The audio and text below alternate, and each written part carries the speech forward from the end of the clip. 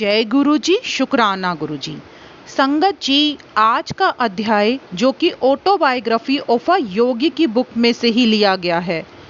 आज के अध्याय में संगत जी आपको जानने को मिलेगा कि जब लाहिड़ी महाशय जी की प्रथम भेंट अपने गुरु जी से हुई थी, जब लाहिड़ी महाशय जी की प्रथम भेंट बाबा जी के साथ हुई थी, उस कहानी को आज के अध्याय में बहुत विस्तार से बताया गया है कि किस तरह से लाहिड़ी महाशय जी बाबा जी से मिले थे और बाबा जी ने उनको क्या क्या शिक्षा दी थी, किस तरह बाबा जी उनके सामने आए थे और जग कल्याण के लिए बाबा जी ने उनको क्या बताया।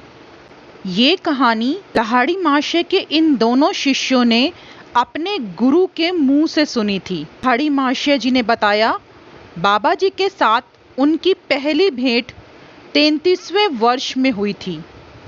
1861 के शरद ऋतु में जब वो दानापुर में सरकार के मिलिट्री इंजीनियरिंग विभाग में अकाउंटेंट के पद पर थे, तब एक दिन सुबह ऑफिसर मैनेजर ने उनको अपने ऑफिस में बुलाया और कहा, अभी अभी हमारे मुख्यालय से एक तार आया है जिसमें उनका स्थानांतरण रानीखेत कर दिया गया है, जहां सेना का एक कैंप स्थापित किया जा रहा है।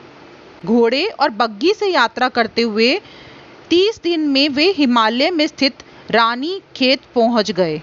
ऑफिस में उनका काम बहुत अधिक नहीं था, इसीलिए पर्वतों में कई घंटों तक घूमते रहने का उनके पास पर्याप्त समय था। उन्होंने वहां पर एक अफवाह भी सुन रखी थी कि बड़े बड़े संत उस क्षेत्र में निवास करते थे। उनके दर्शन करने की तीव्र इच्छा उनके मन में जागी।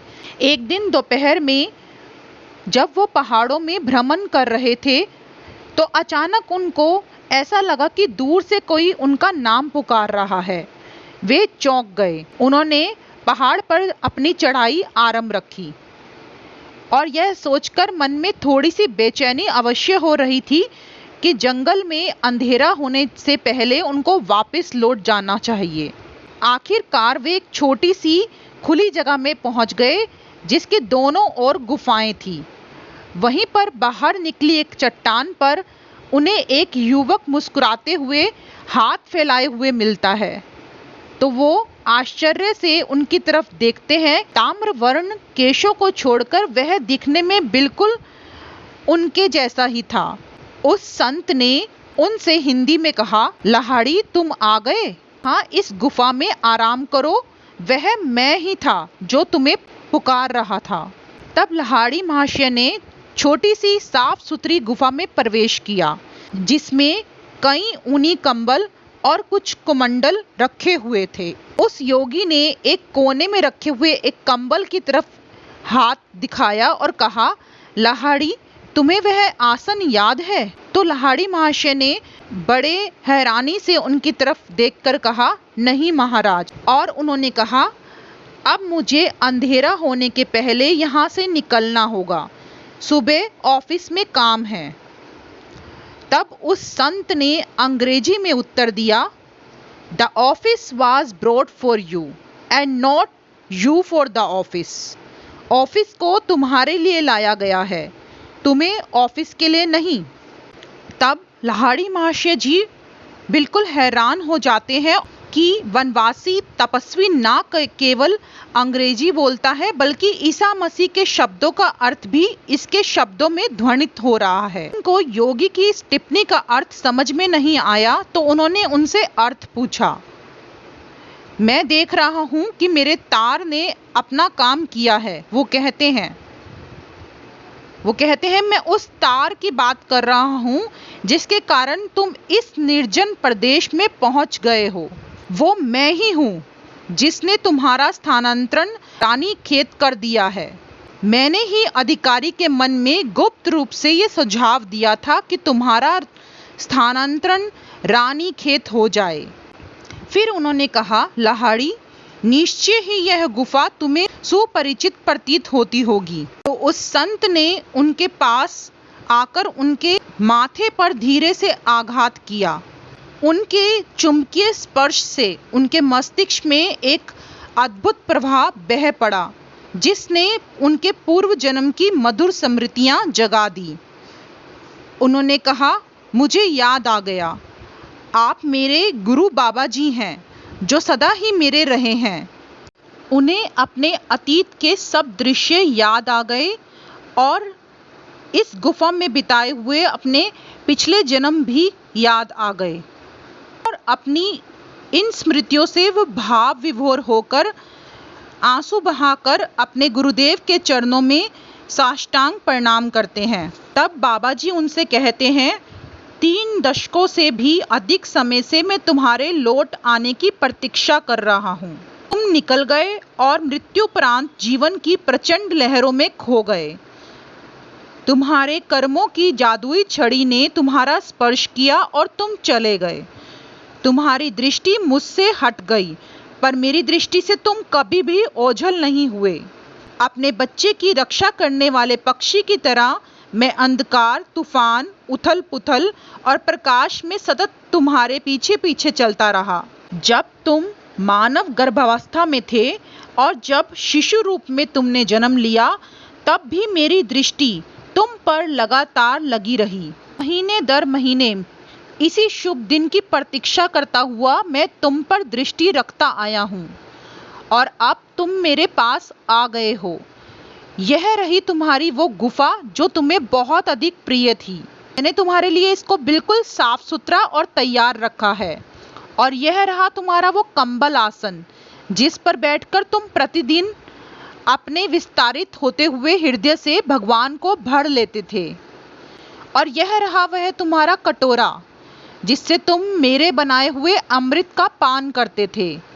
देखो, इस पीतल के कटोरे को मैंने कितना चमका कर रखा है, ताकि किसी दिन फिर से तुम इसका उपयोग करो। मेरे पुत्र, क्या अब तुम्हारी समझ में कुछ आया? तो लाहिड़ी महाशय जी धीरे से बोले, मेरे गुरुदेव, मेरे पास कहने के लिए और क्या हो सकता है? कहीं किसी ने कभी ऐसे अमर प्रेम के बारे में सुना भी है? बाबा जी कहते हैं, लाहिड़ी, तुम्हारी शुद्धि आवश्यक है, इसलिए इस कटोरे में जो तेल रखा हुआ है, तुम इसे पी लो और जाकर नदी किनारे लेटे रहो। उन्होंने उनके निर्देशों का पालन किया और हिमालय की अति ठंडी रात गहरी होनी शुरू हो गई। फिर भी उनके भीतर एक सुखद उष्णता फैल रही थी। उन्हें आश्चर्य हुआ कि क्या उस अज्ञात तेल में दिव्य उष्णता का कोई गुण था।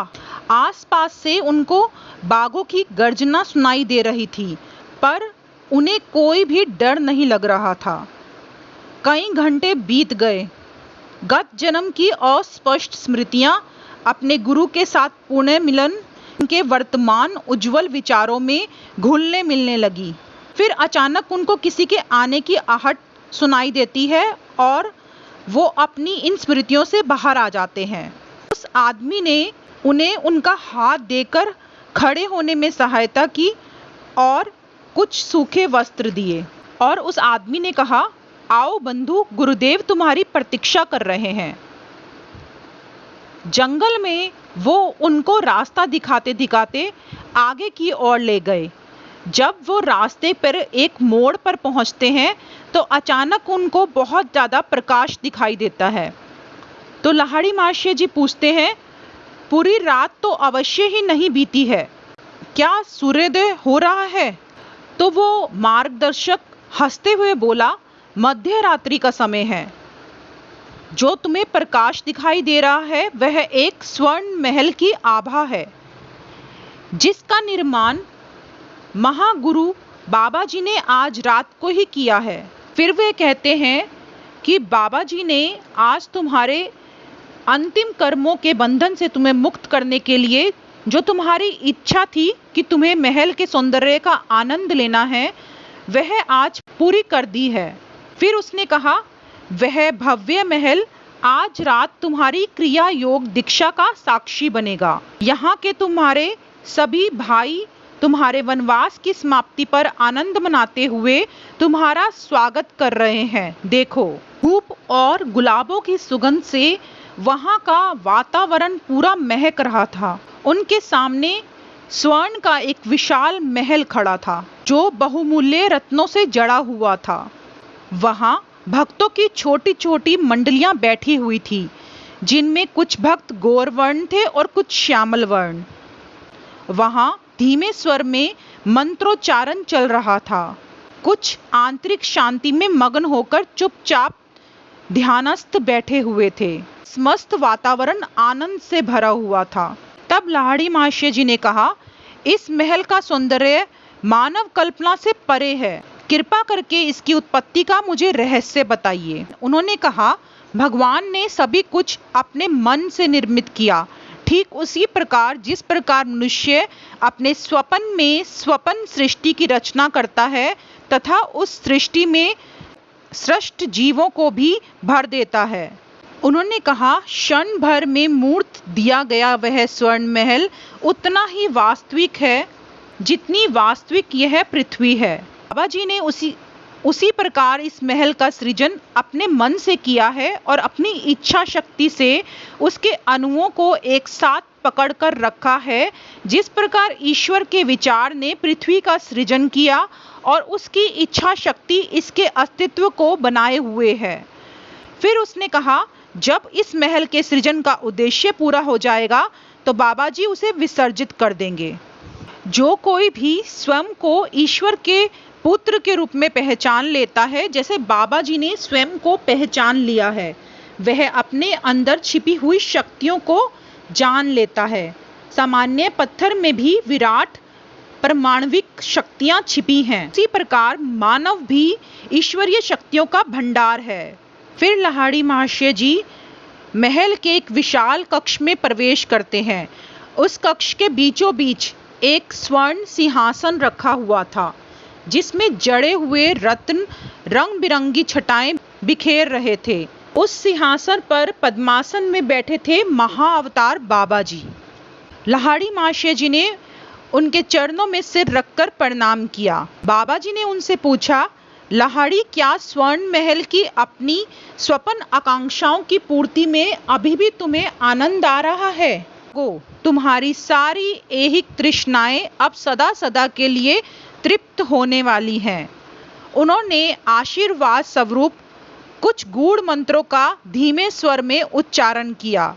उन्होंने कहा, मेरे पुत्र उठो, क्रिया योग की दीक्षा ग्रहण कर ईश्वर के राज्य में प्रवेश करो। बाबा जी ने अपना हाथ उठाया और अचानक ही वहां पर एक हवन कुंड तत्काल प्रकट हो गया। हवन कुंड के चारों ओर फल फूल सजे हुए थे।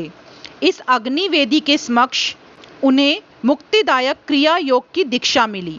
सुबह होते होते सारे विधि संस्कार संपन्न हो गए और परमानंद की इस अवस्था में निद्रा की कोई उनको आवश्यकता महसूस नहीं हो रही थी। आले के शीतल सूर्य प्रकाश में वह महल कल्पनातीत आभा के साथ चमक रहा था।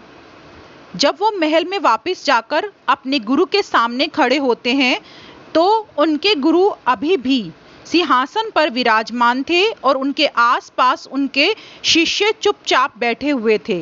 बाबा जी ने कहा, लाहिड़ी, तुम्हें भूख लगी है? अपनी आंखें बंद करो। जब लाहिड़ी महाशय ने अपनी आंखें खोली तो अपने उद्यानों सहित वह मंत्रमुग्ध कर देने वाला महल अदृश्य हो गया। अब लाहिड़ी महाशय जी, बाबा जी और उनके सभी शिष्य केवल भूमि पर ठीक उसी स्थान पर बैठे हुए थे जहां थोड़ी देर पहले तक वह अद्भुत महल खड़ा हुआ था। तब उनको याद आया कि उनके मार्गदर्शक ने यह बताया था कि महल विसर्जित कर दिया जाएगा। उन्होंने पूर्ण विश्वास के साथ अपने गुरु की तरफ देखा और चमत्कारों से भरे हुए इस दिन आगे क्या होने वाला था उनको मालूम नहीं था।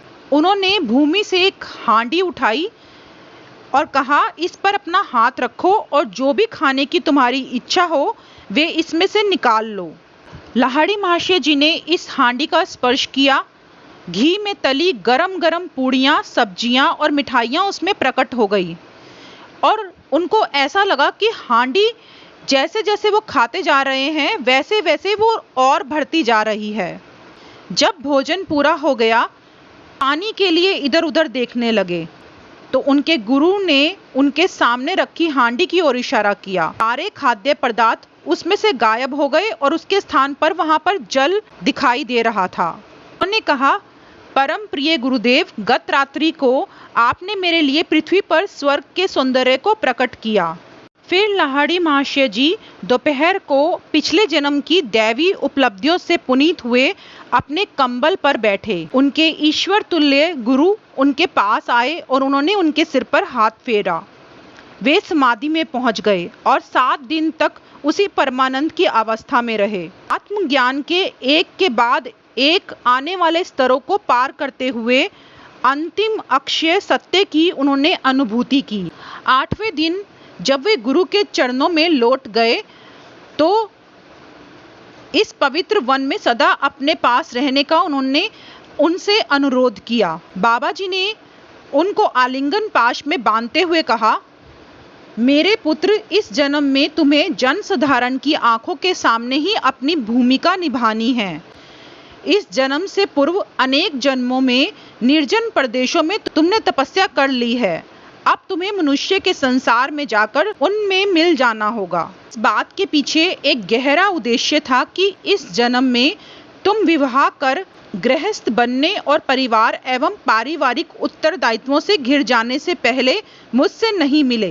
हिमालय में हमारी इस गुप्त मंडली में शामिल होने का विचार तुम्हें त्यागना ही पड़ेगा। तुम्हारा जीवन आदर्श गृहस्थ योगी का उदाहरण बनकर शहरों की भीड़ भाड़ के बीच रहने के लिए है। उन्होंने कहा, तुम्हारे लिए संसार को त्यागने की कोई आवश्यकता नहीं है, क्योंकि आंतरिक स्तर पर तुमने पहले ही इसके प्रत्येक कर्म बंधन को तोड़ दिया है। तुम्हारे संतुलित जीवन से यह बात जन साधारण को समझ में आएगी कि मुक्ति बाह्य त्याग पर नहीं बल्कि आंतरिक वैराग्य पर निर्भर करती है। गुरु के इन शब्दों को सुनकर उनको उस स्वर्ग को छोड़कर जाने की बात जो उनके गुरु ने कही थी उन्हें माननी पड़ी। गुरु से शिष्य को योग विद्या के दिए जाने के संबंध में बाबा जी ने उन्हें प्राचीन कठोर नियमों का ज्ञान कराया। उन्होंने कहा, केवल योग्य शिष्यों को ही क्रिया की यह कुंजी देना।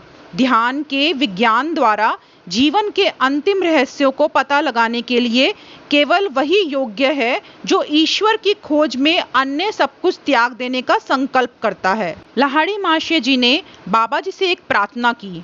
उन्होंने कहा, मेरी आपसे प्रार्थना है कि आप मुझे सभी सच्चे जिज्ञासुओं को क्रिया योग सिखाने की अनुमति प्रदान करें, चाहे वे प्रारंभ में पूर्ण आंतरिक वैराग्य की प्रतिज्ञा न कर पाएं। संसार के त्रिविध तापों से त्रस्त नर नारियों को विशेष प्रोत्साहन देने की आवश्यकता है। यदि क्रिया दीक्षा से उन्हें वंचित रखा जाएगा तो शायद वे कभी मुक्ति के मार्ग पर चलने का प्रयास ही नहीं करेंगे।